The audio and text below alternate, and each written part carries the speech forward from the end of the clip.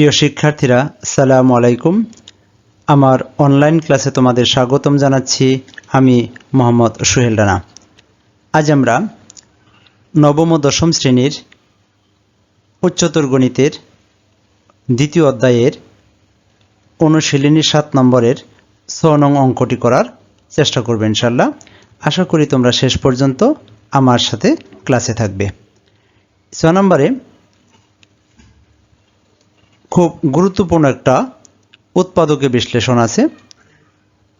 এই উৎপাদকের বিশ্লেষণটা আমরা যদি সঠিক পদ্ধতিতে করি তাহলে খুব একটা কঠিন মনে হবে না, কিন্তু আমরা এই পদ্ধতি ছাড়া অন্য কোনোভাবে এই অঙ্কটা করতে গেলেই মেলানো যাবে না। যাই হোক, আমরা এই অঙ্কটা সমাধান করব। আমি প্রথমে লিখে নিলাম দেওয়া আছে, অর্থাৎ যে রাশিটা আমার আছে আমি সেই রাশিটাকে তুলে নিলাম। এখানে দেখো, প্রথম পদটা x সম্বলিত, দ্বিতীয় পদ এখানেও x আছে এবং চতুর্থ পদে x আছে। আমরা চেষ্টা করব এই তিনটি পদকে প্রথমের দিকে রাখব এবং বাকি এই 24y² 24y এবং ধ্রুবপদকে আমরা ডান পাশে রেখে অঙ্কটা করার চেষ্টা করব। দেখো, আমরা এক সম্বলিত পদগুলা আমরা বাম পাশে রাখলাম এবং ডান পাশে আমরা y সম্বলিত পদ এবং ধ্রুবপদকে রাখলাম।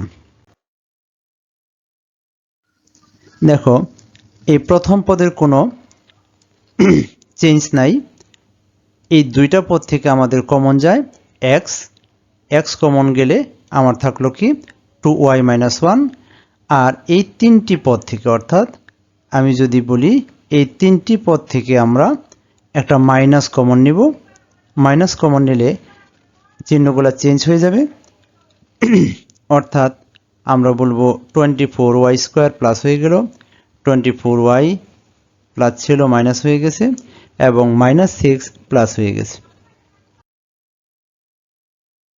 দেখো, এখানে আমাদের খুব একটা চেঞ্জ নাই, অর্থাৎ আমরা যা ছিল তাই। এখন আমরা এই 24y² 24y এবং 6 থেকে আমরা 6কে কমন নিয়েছি।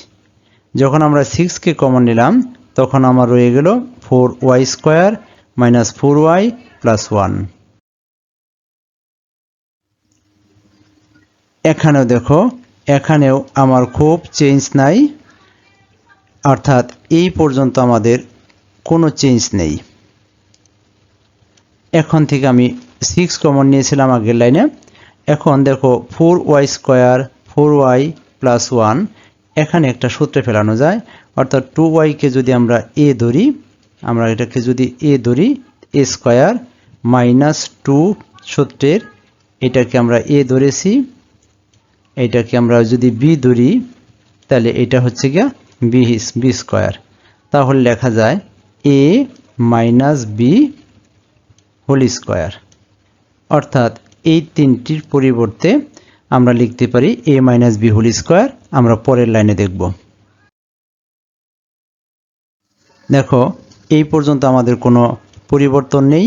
আমরা 6কে কমন নিয়েছিলাম আর ভিতরের এই পর্যন্ত এটাকে আমরা বললাম 2y - 1² প্রিয় শিক্ষার্থীরা, দেখো এখানে খুব মজার একটা বিষয়। এখানে আমরা দেখো 2y - 1 এই পাশে এবং এখানেও 2y - 1, সুতরাং দুটো কমন জিনিস আমরা পেলাম। এই দুইটা কমন জিনিসের পরিবর্তে যদি আমরা নতুন একটা চলক ধরি তাহলে আমাদের অঙ্কটা অনেকটা সহজ হয়ে যাবে।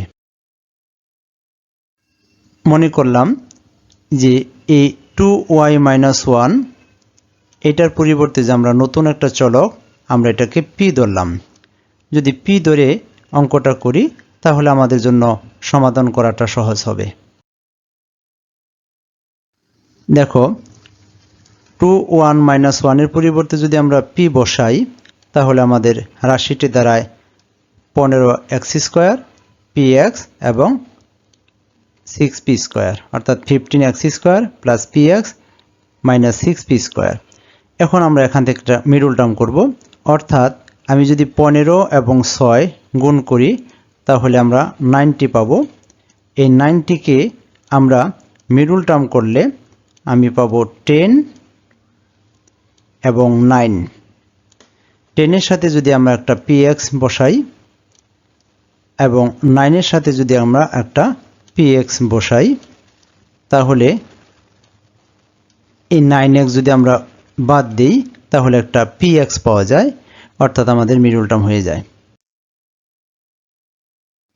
দেখো 15x স্কয়ার আর 6p স্কয়ার যা ছিল তাই, আমরা এখান থেকে 10px থেকে 9px বাদ দিয়েছি যাতে আমাদের এই pxটা থাকে। সুতরাং পরের লাইনে আমরা এই দুইটা থেকে কমন নিব এবং এখান থেকে আমরা কমন নিব। দেখো প্রথম দুইটা থেকে কমন যায় 5x কমন গেলে থাকে 3x প্লাস 10px থেকে থাকে 2p। ঠিক এমনিভাবে সেকেন্ড দুইটা থেকে যদি আমরা 3p কমন নেই তাহলে থাকে 3x প্লাস 2p, এ মাইনাসে মাইনাসে প্লাস হয়ে যায়, অর্থাৎ আমরা দুইটা কমন জিনিস পেলাম। দুইটা কমন জিনিসের একটা হচ্ছে গিয়া 3x মাইনাস 2 প্লাস 2p এবং এখানেও পেলাম 3x প্লাস 2p। আমরা যদি পরের লাইনে 3x প্লাস 2p কমন নেই আমাদের থাকবে 5x মাইনাস 3p। তাহলে আমরা যদি এই 3x এবং এখান থেকে 3x মাইনাস 2p কমন নেই তাহলে আমরা থাকলো 3x 2p কমন নেওয়ার পরে 5x মাইনাস 3p। আমাদের কিন্তু উৎপাদকে বিশ্লেষণ হয়ে গেছে। কিন্তু দেখো আমাদের মূল অঙ্কের ভিতরে কিন্তু p ছিল না, আমরা p একটা চলক ধরে নিয়েছিলাম অঙ্কটাকে সহজ করার জন্য। এখন আমরা p এর উল্টা মান বসাই দিব। p এর আমরা উল্টা মান যদি বসাই দিই 2y মাইনাস 1 তাহলে আমাদের অঙ্কের সমাধানটা শেষ হয়ে যাবে। আমরা যদি এই p এর মান বসাই, অর্থাৎ এই জায়গায় যদি আমি p এর মান এবং এখানে এই p এর মান বসাই তাহলে আমাদের অঙ্কর ফাইনাল সমাধান পাব। দেখো 3x যা আছে তাই, এই 2 ইন্টু p এর মান বসাইলাম আমরা 2y মাইনাস 1, এইদিকে 5x যা ছিল তাই আমরা 3 ইন্টু p এর মান বসাইলাম 2y মাইনাস 1। এখন এই 3 দিয়ে এই 2y মাইনাস 1 কে গুণ করব এবং এই 2 দিয়ে 2y মাইনাস 1 কে গুণ করব। আমরা গুণ করলে পেয়ে যাই, অর্থাৎ আমরা আমাদের প্রদত্ত রাশিকে দুইটি অংশে ভাগ করতে পেরেছি বা দুইটি উৎপাদকে বিশ্লেষণ করতে পেরেছি। কিন্তু দেখো আমাদের যেহেতু ফাইনাল লাইন, আমাদের এখানে আমরা সেকেন্ড ব্র্যাকেট রাখাটা ঠিক হবে না, এখানে আমরা পরের লাইনে গিয়া ফার্স্ট ব্র্যাকেট দিয়ে দেব। বাস আমরা শুধু সেকেন্ড ব্র্যাকেটের জায়গায় ফার্স্ট ব্র্যাকেটটা দিলাম, এখানে আমাদের আনসার চলে আসলো। আশা করি এই অঙ্কটা তোমাদের বোর্ড পরীক্ষায় খুব একটা বেশি আসে না, কিন্তু যেহেতু কলেজের পরীক্ষায় অর্থাৎ অভ্যন্তরীণ পরীক্ষায়, স্কুলের পরীক্ষায় তোমাদের এটা টিচাররা সাধারণত চুজ করে থাকে, তাহলে আমরা ওই পরীক্ষায় যেন, অর্থাৎ সামনের যেহেতু তোমাদের টেস্ট পরীক্ষা আছে, এই টেস্ট পরীক্ষায় যেন আমরা এই অঙ্কটা আসলে এটার আনসার করতে পারি, এই জন্য ভালোভাবে আমরা এই অঙ্কটা দেখে নেব। যাই হোক, আমি ক্লাসের একদম শেষ মুহূর্তে, যদি আমার ক্লাসটি ভালো লাগে তাহলে আমার চ্যানেলটি তোমরা সাবস্ক্রাইব করবে, আমার ভিডিওগুলো লাইক এবং শেয়ার করবে, এই প্রত্যাশায় আজকে এখানেই রাখবো। সবাই ভালো থেকো। আসসালামু আলাইকুম। আল্লাহ হাফেজ।